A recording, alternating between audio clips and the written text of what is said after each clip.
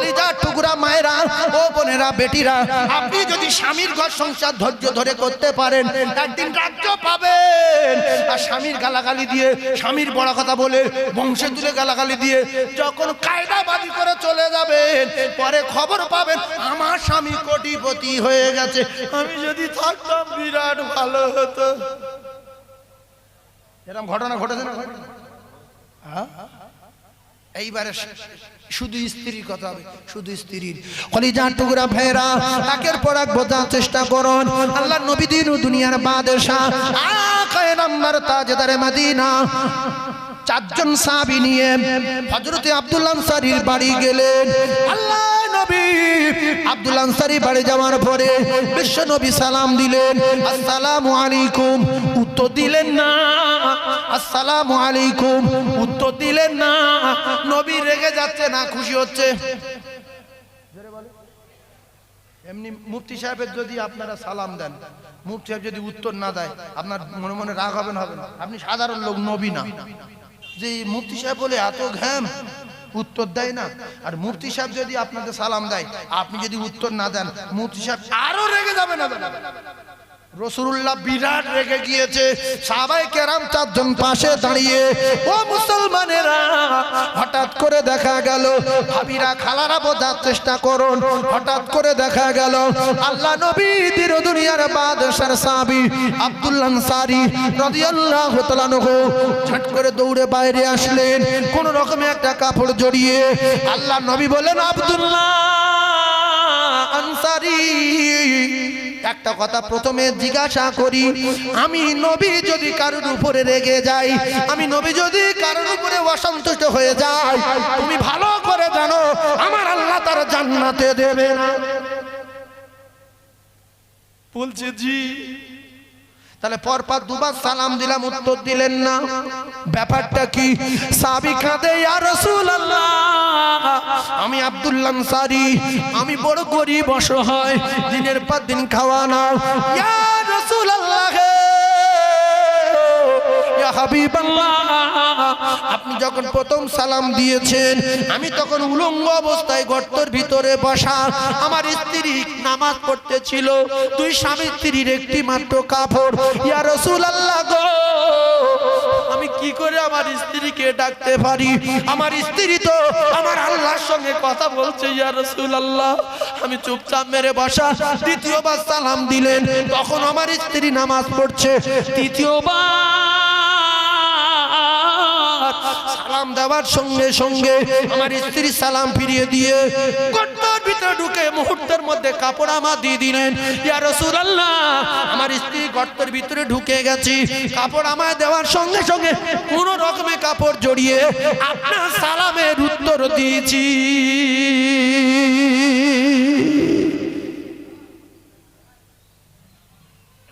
আল্লাহ নবী কাঁদে, চোখের পানি জারি হয়ে যায়। নবীর কান্না দেখে সাহাবায়ে কেরাম কাঁদে। ওরে আব্দুল্লাহ আনসারী, এত কষ্টই থাকার পরও, এত কষ্টই থাকার পরও তথাপি তুই স্বামী স্ত্রী এক ওয়াক্ত নামাজ কাজা করো না। কলিজার টুকরা ভাইরা আমার, ঠান্ডা মাথায় তত্ত্ব বোঝার চেষ্টা করুন। আল্লাহ নবী দিন ও দুনিয়ার বাদশা, আকায়ে নামদার তাজদারে মদিনা, অবাক হয়ে গেলেন। বিশ্ব নবী বললেন, আব্দুল্লাহ, তোমার এই কাজ দেখে, তোমার এই নামাজ দেখে আমি রাসূলুল্লাহ আমার বড় ভালো লাগলো, কিন্তু আমি আরো একটা জিনিস দেখে অবাক হয়ে গেলাম। এই 8-10 বছর বয়সের ছেলেটার তুমি গাছের গায়ে শিকল দিয়ে বেঁধে কষ্ট দিচ্ছ কেন? বেটা কার? বলছে আমার। বলছে বেঁধে রেখেছো কেন শিকল দিয়ে? বলছে, ইয়া রাসূলুল্লাহ, আপনি তো বলেছেন, আপনার মুখ দিয়ে শুনেছি, আপনি বলেছেন নিজে বাঁচো আর আহলে বর্গদেরকে জাহান্নামের আগুন থেকে বাঁচাও। ইয়া আইয়ুহাল্লাযীনা আমানু কু আনফুসাকুম ওয়া আহলিকুম নারা, আল্লাহ পাকের কোরআনে বর্ণনা। ও কলিজার টুকরারা, সাহাবী বললেন, ইয়া রাসূলুল্লাহ, আপনার মুখ দিয়ে আমি একটা হাদিস শুনেছিলাম, আপনি তো বলেছিলেন লা ইয়াদখুলুল জান্নাতা জাসাদুন কুযিয়া বিল হারাম, কলিজার টুকরা ভাইরা, আল্লাহ রাসূল বললেন গাছের গায়ে বাঁধা কেন? সাহাবী বললেন ইয়া রাসূলুল্লাহ, দিনের পর দিন খাওয়া হয় না, আমার উনুন জ্বলে না, আমি ওই স্ত্রীকে গর্তে রেখে দিয়ে এই কাপড়টা পরে যখন বাইরে রুজির তালাশে যাই, আমি আমার ছেলেটাকে গাছের গায়ে বেঁধে রেখে যাই, কারণ ইহুদির বাগানের একটা খেজুর গাছ আমার পিঠের উপরে উঠোনে হেলা হয়ে এসেছে। ইয়া রাসূলুল্লাহ, আমার ক্ষুধার্ত কলিজার টুকরা বাচ্চা, ওই ইহুদির বাগানের খেজুর যদি আমার উঠোনে পড়ে, আমার বাচ্চা ক্ষুধার তাড়না সহ্য করতে না পেরে যদি গুড়িয়ে তাহলে তো চুরি করে খাওয়া হবে, হারাম খাওয়া হবে।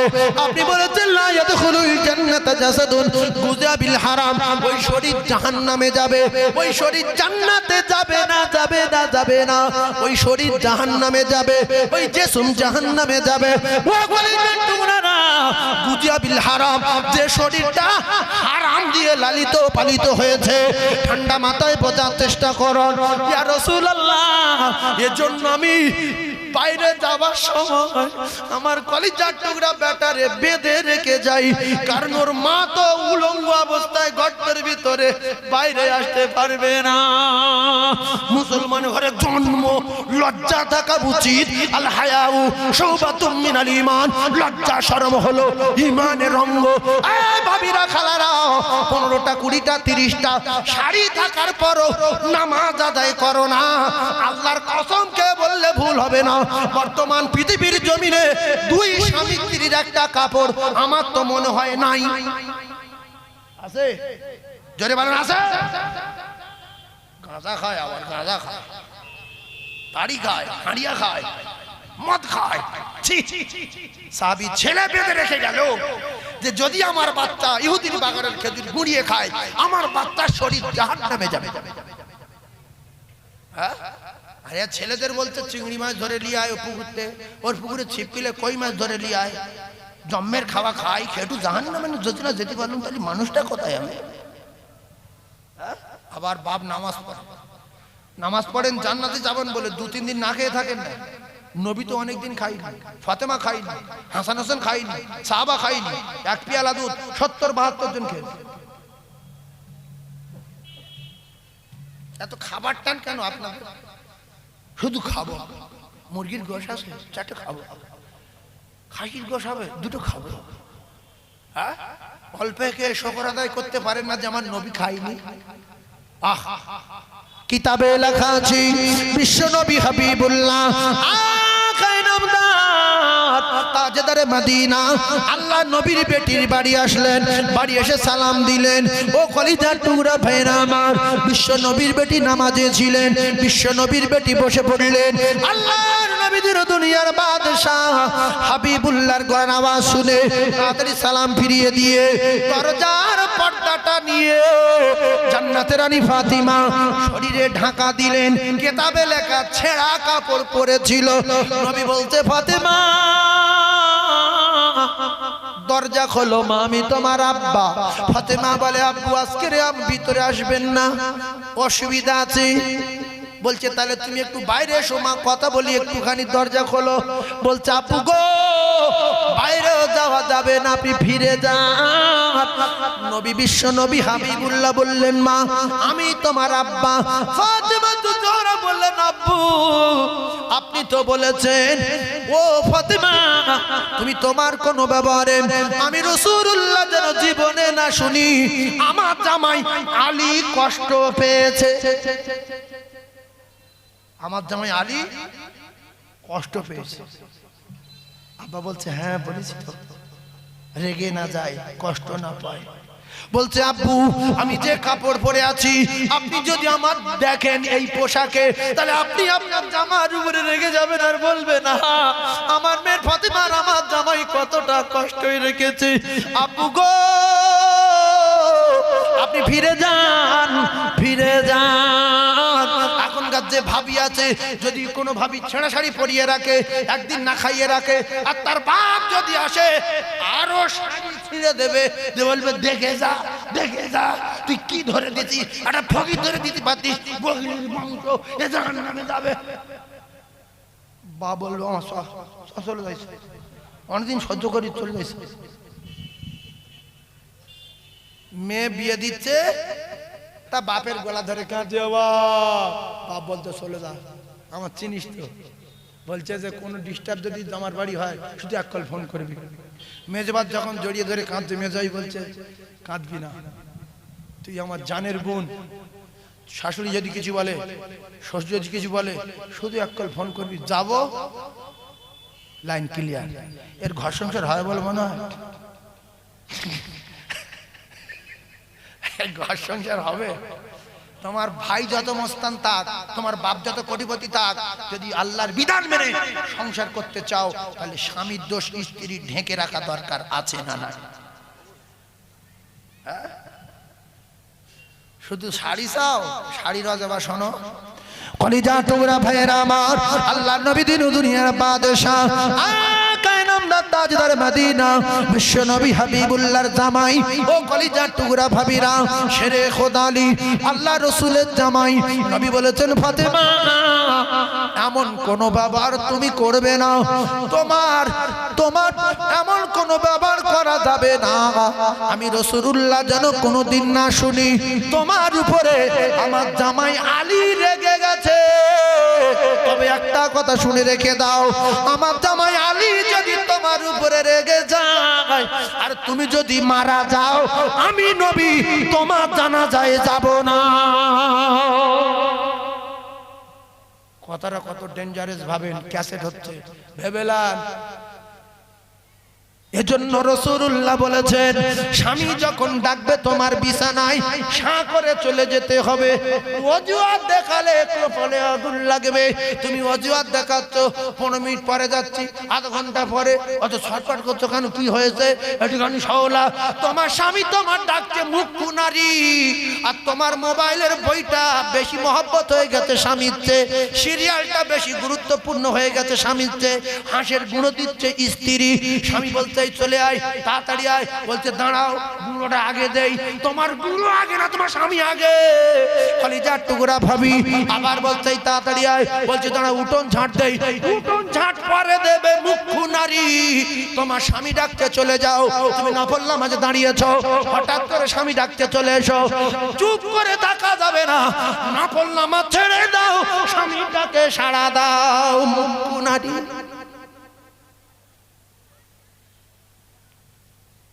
আসলে মাদ্রাসায় পড়ে না, জ্ঞানগম্যি নেই, হ্যাঁ, উল্টো পাল্টার শিক্ষা শিখে স্বামীর কেউ কেউ আবার পিটছেও, হ্যাঁ, স্বামীর মারছে, বলে শুধু গায়ে হাত দে, গায়ে হাত দে।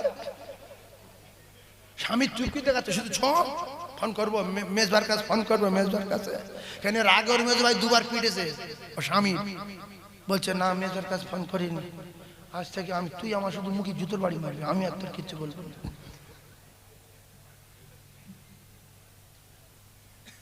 এই নারীর ঠিকানা জাহান্নাম।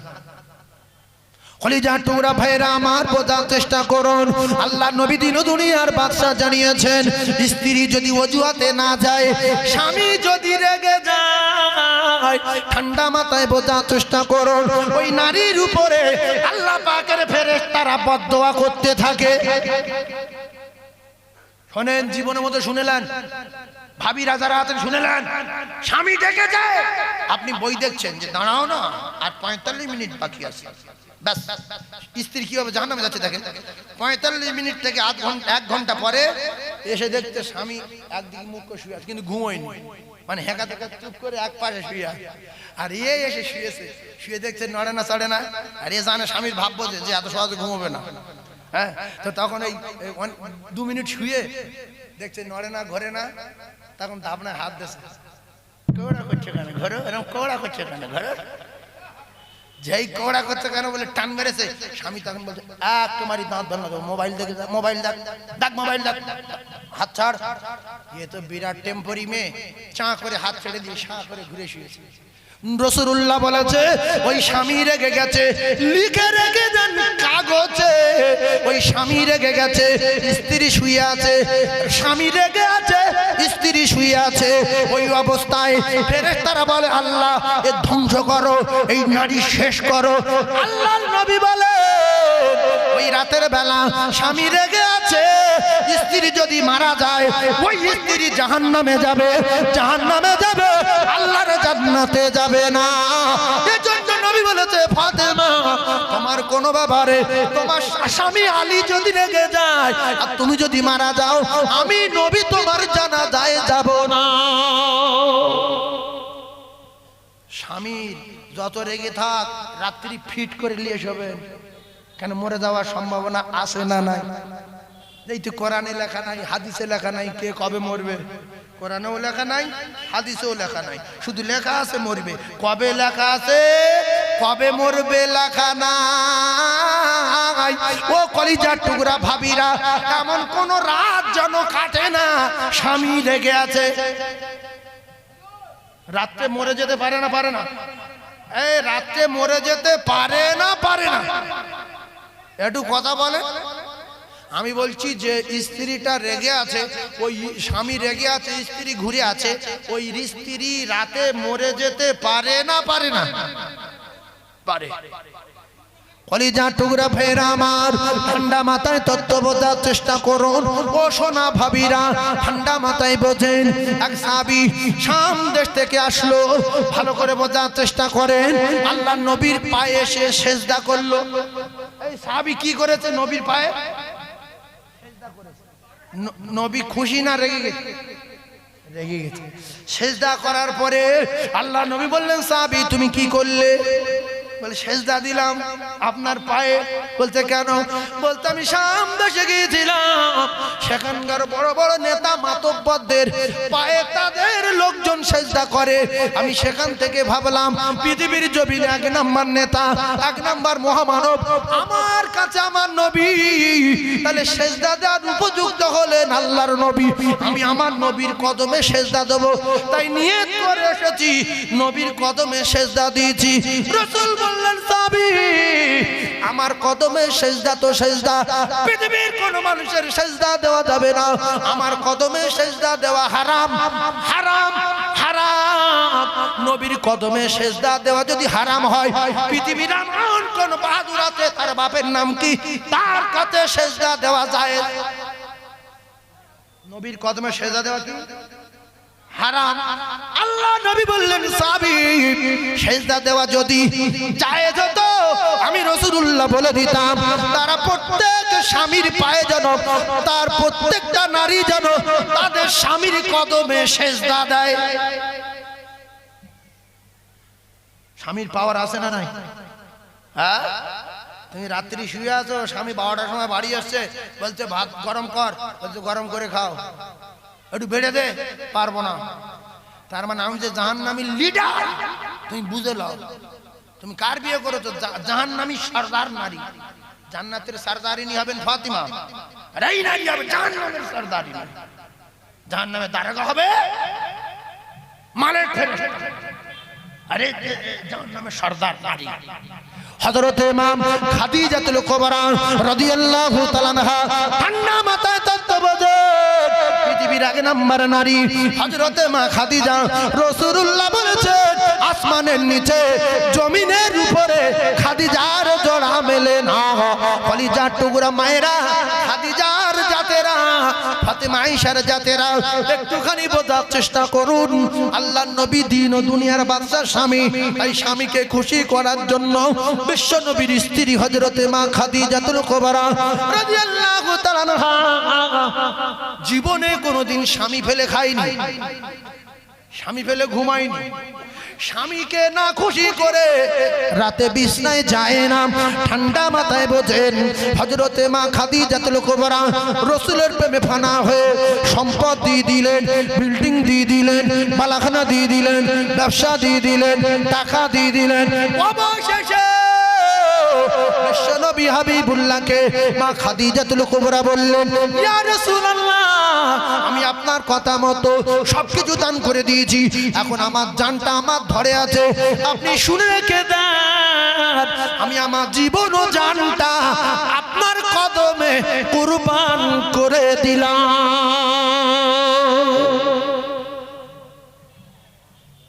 রাসূল বলছে খাদিজা আমি তো গরিব, আমি ঠিক মতো তোমার বিছনা দিতে পারবো না, আরামের খাট দিতে পারবো না, ভালো পানির মশক নাই, ভালো শোয়ার টসক নাই।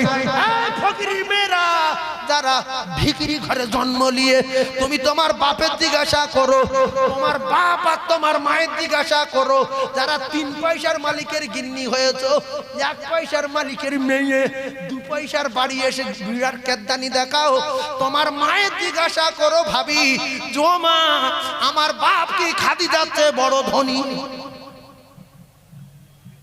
কেউ আছে এখানটায় খাদিজার চেয়ে ধনী আছে? লজ্জা শরম থাকে না? স্বামীর কাছে শুধু চাও।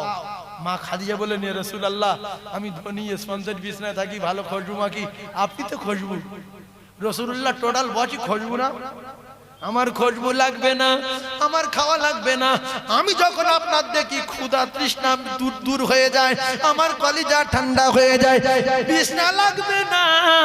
আমি কোনোদিন শাড়ির কথা বলবো না, শোবার কথা বলবো না, খাবার কথা বলবো না, পোশাকের কথা বলবো না, শুধু আপনার ছাড়া বাঁচবো না। আল্লাহর নবী দিন ও দুনিয়ার বাদশা, জীবন সঙ্গিনী হওয়ার পরে মা খাদিজাতুল কুবরা কিতাবে লেখা আছে, সপ্তাহের পর সপ্তাহ উনুন জ্বলে না, মাসের পর মাস উনুন জ্বলে না, খাওয়া না দাওয়া না, ছেঁড়া কাপড় পরা, ছেঁড়া বিছনায় শোয়া, ভালো করে পা ছড়িয়ে শুতে পারে না, আরামের বিছনা নাই। ও ভাবিরা খালারা, স্বামীরা তো খিদমত করে, স্বামীর কষ্ট সহ্য করতে পারে না, স্বামী যতক্ষণ না বাড়ি আসে মা খাদিজাতুল কুবরা দাঁড়িয়ে থাকে, ঘুমায় না। স্বামী যদি নি খায়, স্বামী যদি কিছু না খায়, মা খাদিজা খাবে না, বাড়িতে কিছু নেই, কেউ খাবো না। আল্লাহ রাসূল দিন দুনিয়ার বাদশাহ হীরা গুহায় গর্তের ভিতরে আল্লাহর ইবাদত করেন। আর মা খাদিজাতুল কুবরা মক্কা থেকে 3-4 কিলোমিটার দূরে আল্লাহ নবীর দুজানের বাদশাহ যে গুহার ভিতরে ছিলেন, আল্লাহ পাক ওই গুহার ভিতরে আমার নিয়ে গিয়েছিলেন। ও জ্ঞানী ভাইরা, ওই গুহার ভিতরে রাসূলুল্লাহর জন্য পানি নিয়ে, খাদ্য নিয়ে মা খাদিজার নরম পা, আমাদের মতো মাটি কাটা ঘরের মেয়ে না, আমাদের মতো গোবর গুলোনো মেয়ে না, আমাদের মতো মাঠে কাটা মেয়ে খাদিজা না। খাদিজা ছিল কোটি কোটি টাকার ব্যবসায়, এমনকি রাসূলুল্লাহ মা খাদিজার বাড়িতে বকরি চড়িয়েছেন। 3 পয়সার মালিকের মেয়ে 4 পয়সার মালিকের বাড়ি উঠে শ্বাস ফেলছে, মুখের স্ত্রী তো ভালো হয়েছে, নামাজ পড়ো, সিনেমা দেখো, যাত্রা এইবার দেখে আসলাম, দীঘায় গিয়েছে, কয়েকবার গিয়েছে।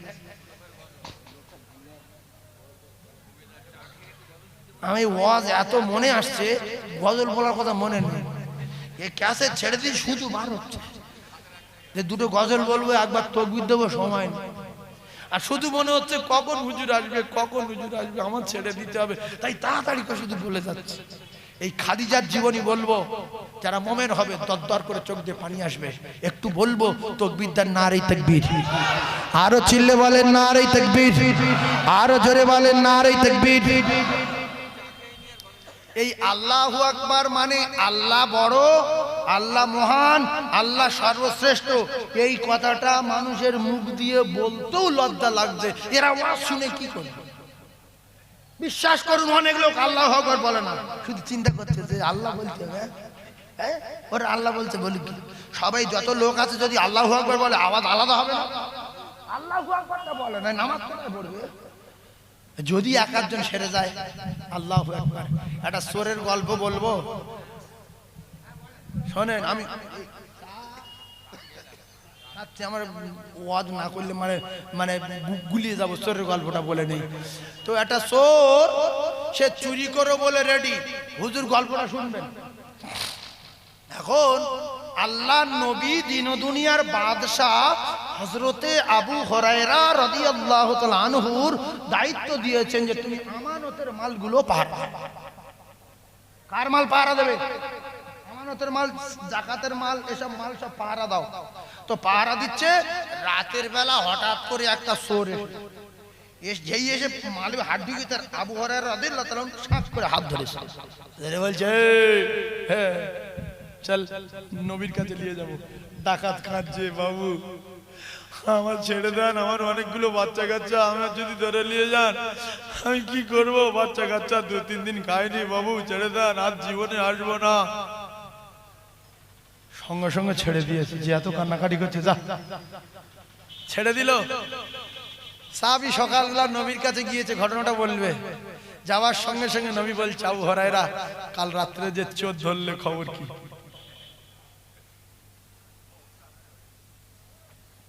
জিবরিল সঙ্গে সঙ্গে আল্লাহ পাঠিয়ে দিয়েছে রাসূলুল্লাহর কাছে, যে এই ঘটনা ঘটেছে, মাল চুরি করছিল ডাকাতে, আবু হুরায়রা ছেড়ে দিয়েছে।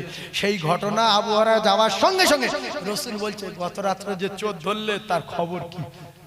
আবু হুরায়রা অবাক হয়ে গেছে, আল্লাহু আকবার। আমি বলছিলাম নবীর কাছে, নবী হুজুর আমার কাছে বলছে আল্লাহু আকবার, আল্লাহু আকবার। আবু হুরায়রা বলেন, ইয়া রাসূলুল্লাহ, ডাকাত বিরাট কান্নাকাটি করছিল, আমি তাকে ছেড়ে দিয়েছি। বলছে অনেকগুলো বাচ্চা কাচ্চা খাওয়া হয় না, ক্ষুধার জ্বালায় আমি আর থাকতে পারি না, তাই এসেছি, আমাকে ক্ষমা দেন, আর জীবনে আসবো না। রাসূল বললেন, ফের আসবে, ফের আজকে রাতে আসবে, ফের আজকে রাতে আসবে। তো রাসূলুল্লাহ যেখানে বলেছে আসবে, আসবে না আসবে না, সবার একমত, সবার একমত আসবে। এইগুলো জান্নাতি মানুষদের মত, ইমানদারের মত। আর যারা সন্দেহ করছে এদের ঠিকানা কোথা হবে আল্লাহই ভালো জানে। আল্লাহর কসম, রাসূল বলেছে আসবে, 100 আসবে। 100 কত আসবে? 100 আসবে। এবার এই রাসূল বলেছে মানে সত্য। এর আরেকটা কথা বলবো, হুজুর সময় তো হয়ে গেছে, মিনিট 20 একটু মিনিট 20 একটু বাড়িয়ে দেবেন হুজুর, বলতো নাস্তা পানি করো। জি একটু, আর 2 ঘন্টা কি বলবো আমি, 2 ঘন্টা, আধা ঘন্টা একটু তাকবীর দেন না, নারী তাকবীর, আরো চিল্লে বলেন নারী তাকবীর, না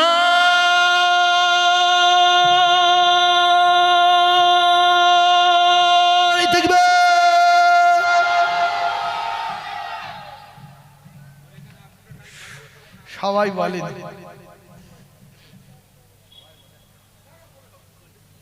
সবাই বলেছে রুকুই চুরি আছে না নাই, সেজদায় চুরি আছে না নাই, তাকবীর চুরি, দম চুরি। কে বলছে? আল্লাহু আকবার। অনেকে লজ্জার খাতিরে মোটে বলতো না, তো আমি এত কিছু বললাম তাই বলছে আল্লাহু আকবার। তার মানে কবুল হয় হোক না, কোনো ভক্তি নেই, এটা কথা হলো? যার যত দম আছে দম ভরে একবার আল্লাহ বলে দেখেন, দেখেন কি মজা লাগে, কি ভালো লাগে। একবার দম ভরে আল্লাহ বলেন। আর যারা আল্লাহ বলে, আল্লাহর কসম, যারা আল্লাহর ডাকে প্রত্যেকদিন আযান দেয়, কিতাবে এসেছে ময়দানে মাশরে সবার উপরে এদের মাথা লম্বা হবে। জোরে বলুন আল্লাহু আকবার। যে যত ধরে বলবে আল্লাহ তার উপর তত খুশি হবে। তাকবীর দেন না।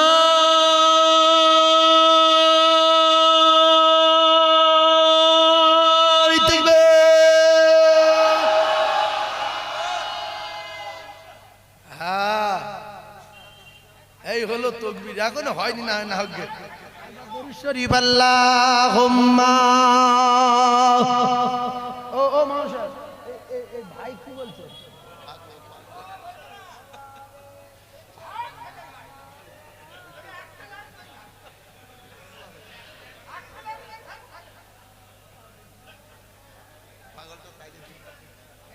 একবার জোরে জোরে জোরে লা ইলাহা